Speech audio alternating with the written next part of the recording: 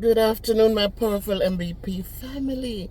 This is your girl, Miss Bev, with yet another video. So, guys, this morning I'm out and about right now, and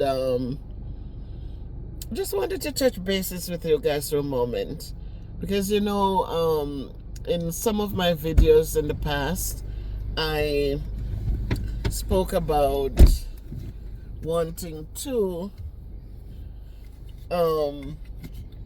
go back to work. Like, retirement was just tough for me because just getting up every day, sitting down, and all I had to do was to make sure Kayla had breakfast and then wait for her to come home, tidy up a little bit. There wasn't much because we had the helper who comes in, and then she comes home, we have dinner and help with homework, and it was just tough.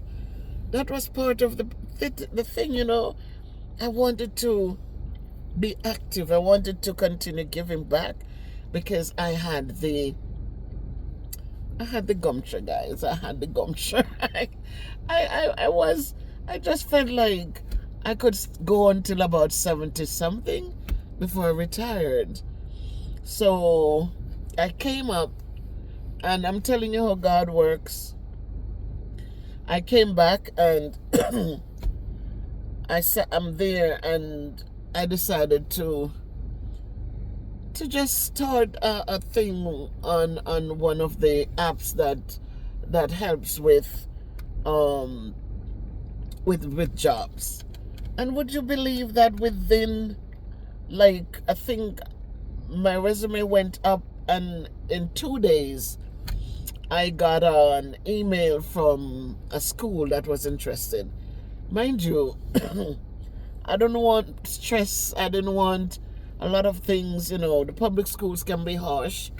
I talk about many experiences. I talked about the reason that really pushed me to retire quicker because of the student who came up to my desk and said she should effing kill me. That wasn't a nice thing to deal with. It was very traumatizing.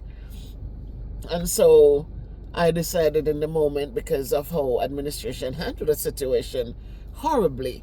Like, it was just so obvious that they didn't really care about teachers. And, I had my conversations with them. I really, really told them how I felt about them.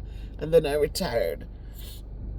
But I still want to do work because I still have a lot of stuff to offer, So I applied, and it's a private school, but I'm telling you, they set up for me to come in today, August 3rd. And then all of a sudden, I was looking for excuses not to really come. I don't know what was going on, but the thing, guys, when you pray to God and ask Him to guide your path, He's the one who opens these doors. And no matter how you try to dodge around it, He opens the door, and it is that blessing that you need to walk into. They sent back and told me where the school was. Private school, all-girls school. So that's a plus. When she said it was on the second floor, I need to come up to the second floor for the interview, I was like, dick, I'm not going into a building to go climb stairs again and da-da-da-da-da-da. So I actually told my son and my daughter-in-law, I said, I'm not going. Anyhow, this morning I woke up, guys, and I reached out to the school and I said, I don't want to waste your time. I noticed that your, whatever the grades were, and I really am only interested in 6th grade math. And so I think you should just not waste your time for the interview, but to go on to their next candidate. Boom, boom, boom, the lady responded. She was like, no, we're looking for a 6th grade math teacher. So that's another way of God working on my behalf, people. I'm not even back here 2 weeks good yet. And that's how God works.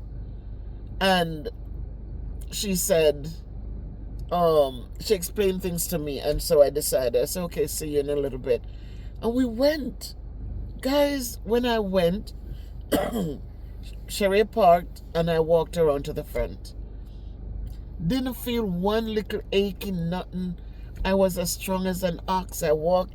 As I turned the corner to go up, I heard somebody said, Beverly. And I looked and I realized that she's talking to me. And I went and she's the director of the school, of the thing. We got into the building and I'm heading to the stairs. She said, no, let's take the elevator up. Who could that be but God? There's an elevator in the building. So, stairs, I manage stairs, but I really don't like them. So I said, well, I have options again. So when we went up, the interview was so beautiful.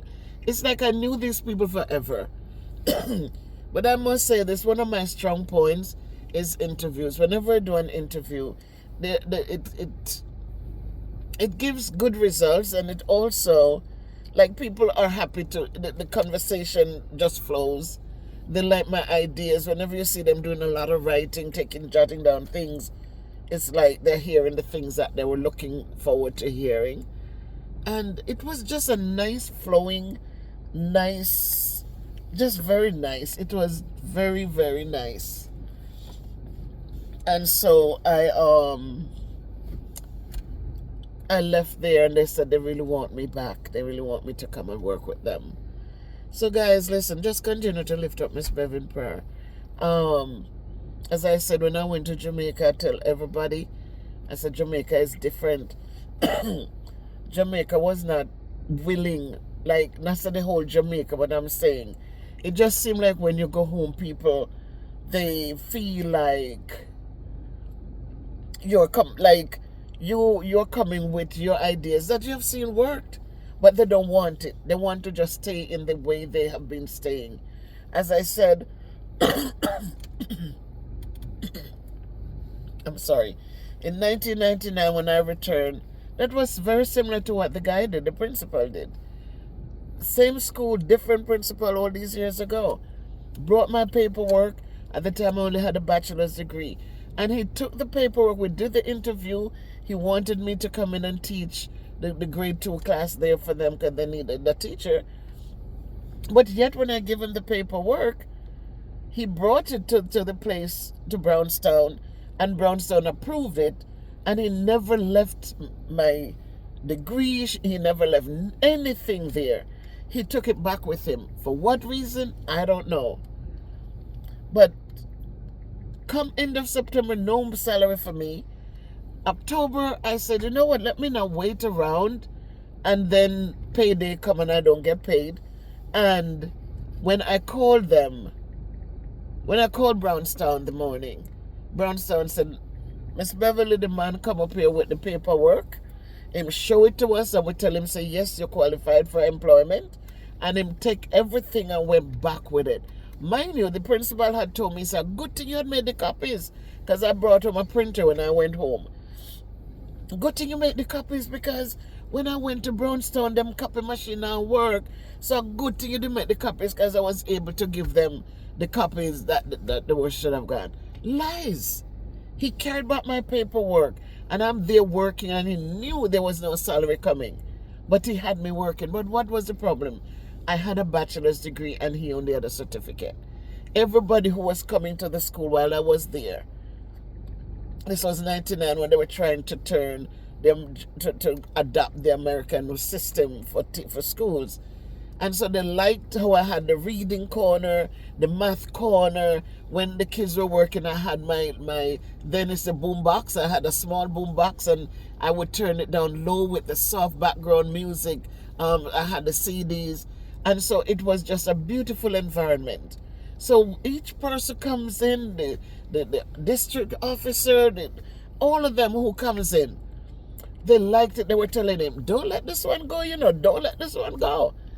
And so it just seemed like the guy felt insecure. And so he didn't put my paperwork in. It was the other teacher, Miss Sterling, she was at the time, who, when I came up the morning and I said, sir, why have you lied to me? That's the biggest disrespect. Why did you turn in my papers? And he just stood there. And I said, I just spoke to Brownstown, so I guess there's nothing you can say. And Miss Sterling came right then, and she drove at the time, and she said, sir, where's her paper? And he gave her the envelope, and she drove to Brownstown, and I was able to get paid for the end of October. So it is, I'm telling you, when I went home, that's what I wanted to go in and help. You know, especially later on when we had a PTA meeting, and the principal was saying, oh, they have a new teacher for the 6th grade math class, and it is tough because, and I'm saying, but you have me. Why don't you get the chairman so you can interview me to say if I'm qualified to be here with the children? You're just telling me, come, we need you, come, just come. I'm not just going to come in because I'm not your friend like that. This is somebody who wants to volunteer amongst other people's children. And she never got them involved, and I said, nope, I'm not just going to get up and walk up there. I want it to be solidified. I want something to be signed. That means if a kid punches me in the eye, I'm covered. I'm not just going to walk in on your campus and a kid do something and it's not my fault and I get hurt, but, oh, nobody know you were on the campus. Oh, that's not how it works. But they never see the need for me because they didn't like when you point things out. Like in December when I said I wanted to do the vouchers for the children, I wanted to ask her, can I get some names of children who are in need? If she doesn't have a good relationship with the parents, that's her problem. But my giving back to them was the kids who were struggling. So I asked her if she could furnish the names. On my platform here, you, my YouTube family, you donated my children, my UK, oh my God, all of you, Miss Hyacinth, all of you on the platform there who donated. Marmar, I think. So many of you donated to the Christmas vouchers, the food vouchers, to feed the children who were going on vacation. I said the parents were struggling as it is. At school, they would have gotten a Nutri-Bun and a drink. At home, what do they feed them for 3 meals for the day? I decided I would do the drive, and just provide a voucher for the kids, you know, to go to the parents to go to the supermarket and get, you know, a couple pound of flour extra, a couple pound of sugar, cornmeal, some Lasco milk, so they can make porridge and can have it 2 times, and then them cook a dumpling for them dinner. And the lady said to me, instead of saying, okay, well, that's a great idea, she says, you know, Miss, she called her friend's name, another teacher who the two of them were the only buddies there on the campus. She and I do a shut-in thing, you know, in the Christmas holidays. So I said, no. I'm about the children. I'm not about shut-in or what have you. You continue with your program. I want to feed the kids who are going to be home. Because we collected 100 and something thousand Jamaican dollars. And I had to, could you imagine I handed that money to her? We go to PTA meeting, all she talks about is, oh, the ministry only give us X amount and what have you. Yeah, but it's enough to make sure they're begging for tissue. I was paying extra 1,000 a month for whatever. Then I stopped. I said, where the money is going? My kid wants to use the bathroom after I donated so much Scott tissue to the school. And you're telling my little one, oh, tell grandma to send in 2 tissue. After I gave them so many rolls of toilet paper. So you wonder about these things and you say, you know, I could have been effective, but they didn't want that. But God brought me back here for a reason. And as I said, I needed to be back with family. I'm right here with Sherry right now. When she got up this morning, I said I wasn't going. And when I texted her that I was going to shower and get ready to go, she didn't even get the text. Because they were still in bed upstairs. And I said, I'm going to shower now, so I'm going to go to do the interview. So when I was ready and come out, I said, Sheree, you ready? My son was like, Mommy? I said, yeah, I'm going to the interview. But she didn't say, oh, well, you say you wasn't going. She was right downstairs in like 5 minutes. And we got to the interview 2 minutes after the time. But I emailed and I said, we are on our way, we'll be 2 minutes. And sure enough, 2 minutes after the time, we were in the parking lot. So my people, just pray for Miss Bev and encourage me. But this time I'm putting my video up on YouTube. But you know, when God open doors and them blessings are coming, I'm just saying to you, keep your faith. Make sure that whatever you're doing, you put God first in there. Just thank Him for all that He's been doing for you and never be ungrateful. Naysayers are going to be there. They never go anywhere because that's who they are. They're bitter. Their life is not what they expect it to be. So they're always looking for reasons to push you down. But you stay focused and ask God, this is what I'm going to do, Lord. I'm just asking you to open a door or two for me. He'll open the doors if they're the right doors. So your girl, Miss Bev, will be back in the classroom making a difference. I felt honored when they were so willing to hear my stories and ask my you know, what I ask you, my opinion on so much. They called me a seasoned teacher. That makes me feel good. And, you know, as they said, my resume speaks for itself, and there were so many positive things, you know. But you work hard for these things and you give God thanks. You know, I was in Jamaica, my professional license had expired, and I said, wait a minute, let me renew this thing. And yes, I renewed it until, 20 years from now. And so God is good. And it is, you know, I'm still able to come back here. And in such a short time, God has opened doors for me. So guys, give yourselves opportunities. I love you guys. I respect you guys. I wish nothing but the best for all of you. And as school is getting ready to start soon again, let me just pray and hope that you will encourage your kids. You will empower them of the greatness they all possess. And you make sure that you're doing the things that if they emulate them, they're going to be in a good place. So, first video from a car. No, second one. But I had to do it.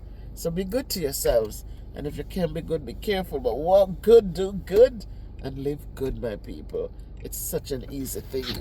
So let us